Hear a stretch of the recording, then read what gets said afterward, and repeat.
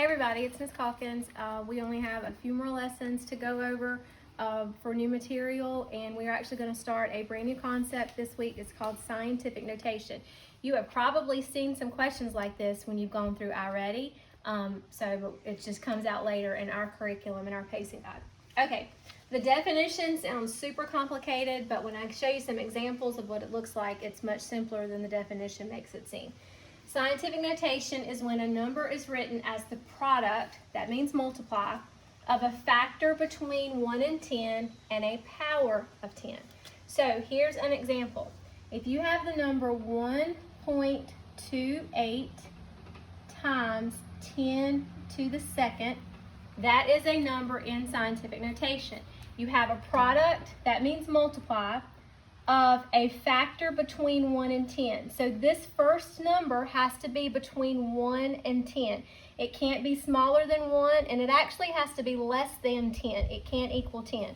So it could be 9.999999, but it can't be 10.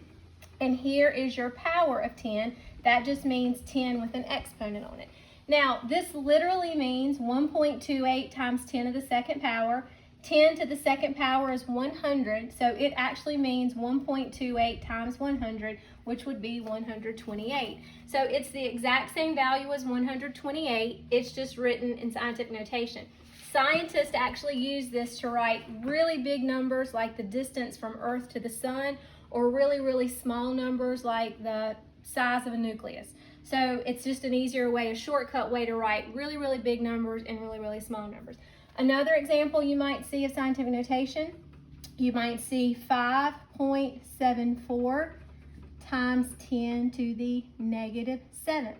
So if you remember from our negative exponent units, that doesn't mean a negative number, it means a really small number.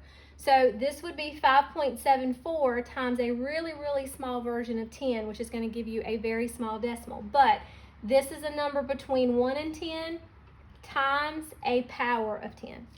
All right, so the first thing that we're going to do, we're going to take numbers that are written in scientific notation. By the way, where you see the SN, I've just abbreviated scientific notation, and we're going to write them in standard form. And all standard form means is a regular number. So we're going to take it out of scientific notation and we're going to put it in a regular number. Here is a common mistake that people want to make. They want to add 6 zeros to the end of this, and that is not what you do. This doesn't tell you to add 6 zeros. This tells you how many times to move the decimal. So I'm going to move my decimal 6 times. Now this is going to be a big number, I know, because that is positive. 10 to the 6th power is positive. 10 to the 6th power actually equals 1 million.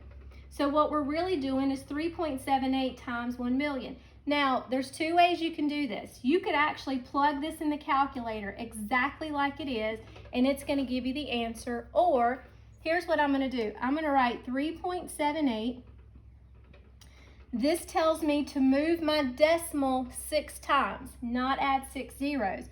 So I'm going to do 1, 2, 3, 4, 5, 6. And in those empty spaces, I'm going to fill those in with zeros. So you see, I don't have 6 zeros, I actually just have 4 zeros, and then I'm going to put the appropriate commas where they would go. So that would be 3,780,000. That's what this value actually represents. On your Canvas assignment, you don't have to put the commas. If you leave the commas off, that's okay. I just wanted to show you what that number actually looks like. So this and this are equivalent. They actually have the exact same value. That's standard form, that's scientific notation. So for number 2, I'm going to take 5.7. This tells me to move my decimal 4 times. 1, 2, 3, 4. I'm going to fill in those empty spaces with 0. So 5.7 times 10 to the 4th, that is actually 57,000. Then the last one, 8.05 times 10 to the 9th. I'm going to write my 8.05, and I'm going to move my decimal 9 spaces this way. So that's 1, 2, 3, 4, 5, 6, 7, 8, 9. Fill in zeros in those empty spaces. And this is actually 8 billion 5 million. Whoops, 50 million, my bad. Okay, so here's a common mistake, just to make sure, because I almost made the same one. Make sure that you count, if my decimal's here and I put it back here where it originally is, it should be 9 spaces. So 1, 2, 3, 4, 5, 6, 7, 8, 9. So just double check yourself, because it's easy to make a mistake with those big numbers. So that's going to be 8,050,000,000. Okay, so the difference between the next three is my exponents are negative. So it's the same concept, except you need to think these are going to be small numbers. They're going to be little numbers when you're done. So you're not going to move your decimal to the right. You're actually going to move your decimal to the left to create a number smaller than 1. If your exponent on 10 is a negative, that means that value is actually a number smaller than 1. So I'm going to write my 3.78. And I'm going to move it 6 places. I'm not going to go 6 places this way because that's going to give me something in the millions. I'm going to go 6 places this way. 1, 2, 3, 4, 5, 6. There's my new decimal, and I'm going to fill in these empty spaces with zeros. So the answer to this is 0.503788. So you can see how small that number actually is. Double check yourself. Make sure if I'm going to change my decimal from here back to where it originally was, that would be 6 decimal places to go there. So that's a quick way to check yourself. 5.7 times 10 to the negative 4th. I'm going to write my 5.7. Since this is negative 4, I know I've got to go 4 spaces this way. There's my new decimal. Fill in with those zeros. So that's going to be 0.00057. Double check yourself. If I put my decimal back where it originally was, that's 1, 2, 3, 4. And then this last one is going to be 8.05 times 10 to the negative 3rd. So I'm going to move my decimal 1, 2, 3. There's my new decimal. Fill in those empty spaces. 0.00805. So that's going from scientific notation to standard form. The next few problems we're going to do, I'm going to give you standard form, and we're going to write those in scientific notation.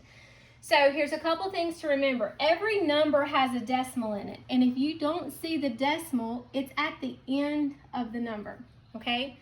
The first part of scientific notation is going to be to put that decimal so that number is going to be between 1 and 10. So you need to ask yourself, in number 1, this is 60 million. Where do I need to put this decimal to make this number between 1 and 10? So if you put it here, does that make it between 1 and 10? Nope, that's 60,000. If you put it here, that would be 60. You've got to move the decimal all the way here and make that number 6. You can put 6.0 or you can just put 6. In order to move that decimal from here to here, that is 1, 2, 3, 4, 5, 6, 7. So the exponent on my 10 is going to be 7 because I had to move the decimal 7 places to make that a number between 1 and 10. In number 2, I have 32,800.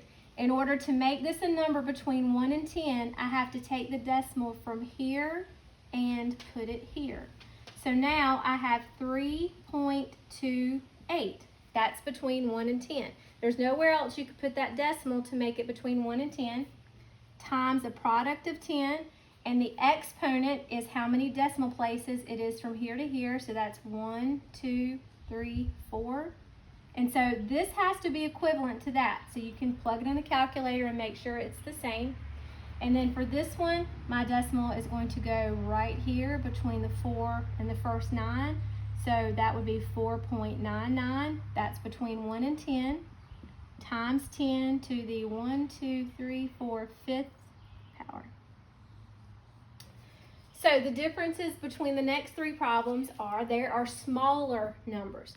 Same concept initially. The only thing that's going to be different is going to be the sign of the exponent. So my decimal is here. If I'm going to make this a number between 1 and 10, I'm going to have to put my decimal here. And if I put my decimal here, that is 5.6 times 10. So how many decimal places did we move? 1, 2, 3. But since this is a small number, it's a number less than 1, that's going to be a -3. Which again doesn't mean a negative number, it just means a small number. In number 5, in order to make this a number between 1 and 10, my decimal has to go here. So that's going to be 4.25 times 10. In order to go from here to here, I moved it 4 spaces, but since this is a number less than 1, that is going to be -4. Then the last one, in order to make this a number between 1 and 10, I'm going to put my decimal here. So that's going to be 7.8 times 10. That's 3 decimal places, so it's going to be a -3 because that number is smaller than 1. I will be available in Zoom at 1 o'clock, so if you need some help with this or you want me to work these out with you, please come in at 1 o'clock. I will be more than happy to help you. I would love to see you and hear you, so join me then. Thank you.